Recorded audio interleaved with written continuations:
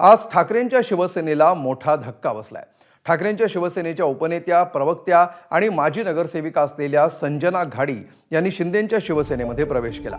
त्यांच्यासोबत संजय घाडी यांनीही शिवसेनेत प्रवेश केला। उपमुख्यमंत्री एकनाथ शिंदेंच्या उपस्थितीत हा पक्षप्रवेश पार पडला। पूर्ण कालावधीमध्ये या काम करत असताना आम्हाला ज्या अडचणी आल्या किंवा येत होत्या तिथल्या काही ठराविक गोतावळ्याचं ऐकून बऱ्याच गोष्टींचे आणि बऱ्याच व्यक्तींच्या बाबतीत चुकीचे निर्णय घेतले जात आहेत। आताही प्रवक्तेपद आपण पाहिलं असेल तर सकाळच्या यादीत नव्हतं, त्यानंतर संध्याकाळच्या यादीत ऑनलाईन एका लिस्टमध्ये आलं।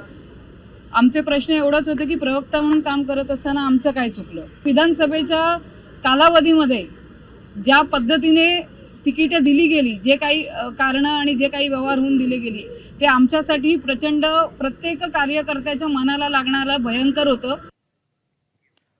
दरम्यान ठाकरेंना आत्मपरीक्षण करण्याची गरज असल्याचा टोला भाजप आमदार प्रवीण दरेकर यांनी लगावलाय।